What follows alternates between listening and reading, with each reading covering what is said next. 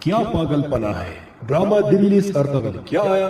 لوگوں کے ذہنوں میں ایک بوچھال سا آ گیا، ہر کوئی اپنا راگ الاپ رہا ہے، مذہبی و مسلکی ٹھیکیدار حرمت و حلت کی فتاوا دیتے نظر آ رہے ہیں۔ روشن خیال مادہ پرستی اور جدید دنیا کی چکاچون میں ایسی گم ہے کہ ڈرامہ دلی ارطغرل نے ان کی دنیا کی چکاچون کو مال کرنے میں کوئی کسر نہیں چھوڑی۔ ہمارے سادہ لوح عوام کی اکثریت ڈرامہ کو حقیقت کی زندگی میں لے آئے ہیں۔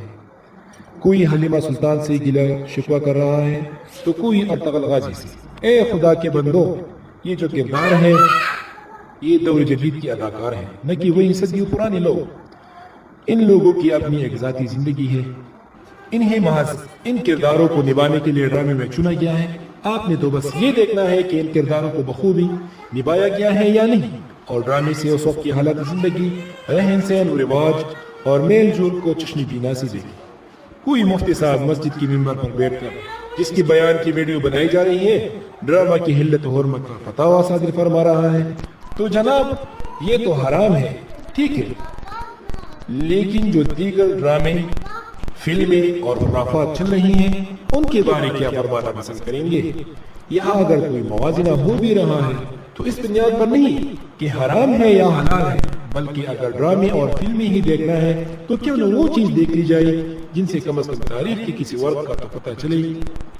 رہی یہ بات کہ اسلامی تاریخ نہیں بلکہ ترکوں کی تاریخ ہے تو صاحبان غور فرمائیں، عثمانی خلافت کے سے بہرے ہونے کے ساتھ ہی دنیا میں کتنے اسلامی ممالک وجود میں آئے جو آج ایک دوسرے کے ساتھ باہم دست و گریباں ہیں۔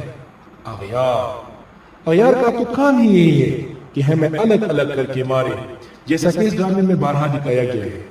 بائی کو بائی کا اور باپ کو بیٹے کا دشمن بنا کر اپنا مطلب نکالنا، یہ اغیار کا شیوا اور مرغوب کھیل ہے جس میں ہمارے روشن خیال اور مادہ پرست ہر وقت ان کے اشاروں پر ناچتے رہتے ہیں، بلکہ اب تو مذہبی و مسلکی اختلافات اتنے عروج پر پہنچ گئے ہیں کہ الامان الحفیظ۔